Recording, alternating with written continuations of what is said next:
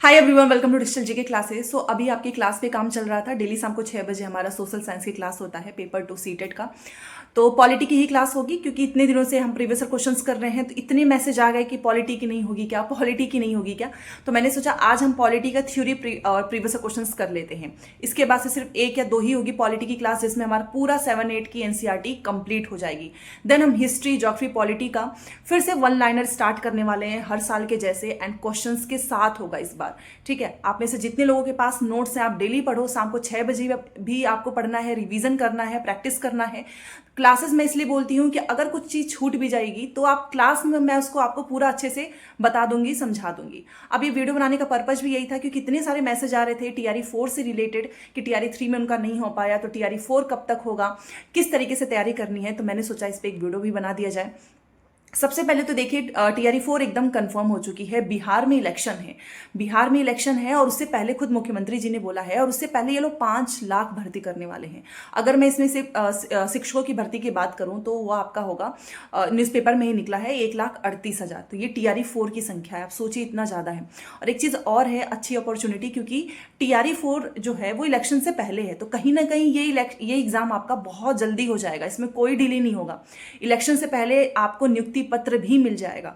तो अगर आपका टीआरई 3 में नहीं हुआ है, या फिर आप टीआरई 4 में पहली बार एग्जाम देने जा रहे हैं, सीटेट वाले जितने भी स्टूडेंट्स हैं, आप अपना सीटेट पे बहुत अच्छे से फोकस करना। 1 to 5 एंड जो 6 to 8 है, क्योंकि इस बार जो है सिलेक्शन जिनका पीआरटी में हो चुका था, उन्होंने 6 to 8 के लिए अप्लाई किया था, उनका भी हो गया है। और दोनों के लिए पेपर 1 एंड पेपर 2 चाहिए होगा सीटेट का।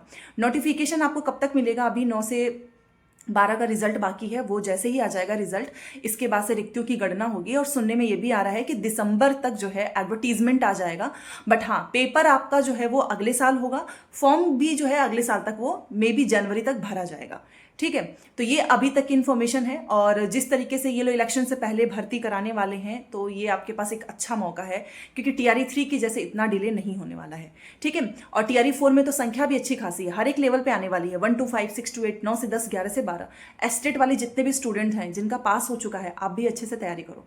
ठीक है, दूसरा जो कुछ लोगों के मैसेज आ रहे थे कि क्या इसमें बीएड वाले, तो बीएड वाले आपको पता ही है कि 1 to 5 में नहीं भर सकते हैं। ये मैसेज बार बार आता है कि बीएड वाले क्या 1 to 5 में भर सकते हैं? नहीं, आप 6 to 8 में भर सकते हो। ठीक है, आपका अगर एस्टेट क्लियर है तो आप 9 से 10 में भी जा सकते हैं। आपके पास भी अपॉर्चुनिटी है। जितने लोगों ने पहले एग्जाम दिया है वो सब इसमें अप्लाई कर सकते हैं।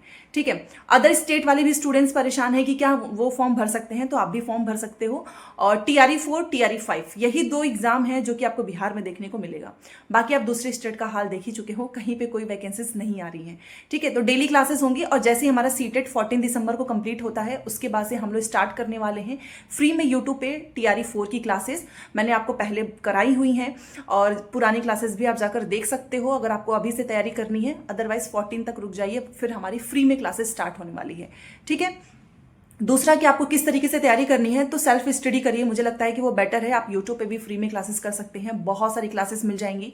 इवन पहले की भी इतनी सारी क्लासेस हैं कि आपका उससे भी आराम से पास हो जाएगा।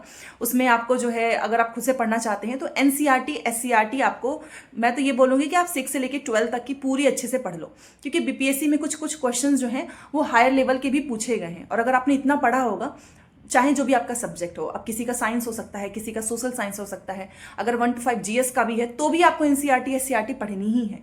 ठीक है, तो इस तरीके से आप अभी से तैयारी कर सकते हो। और अगर आपका सीटेट भी है साथ में, तो आप सीटेट के बाद भी कर सकते हैं, 14 दिसंबर के बाद।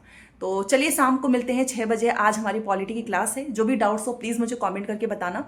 और सोशल साइंस के जिसके पास नोट्स हैं, आप उसे डेली रिवाइज करो, क्योंकि ये सिर्फ आपको सीटेट में नहीं, हर एग्जाम में काम आने वाला है। मिलते हैं नेक्स्ट क्लास में। Thanks for watching.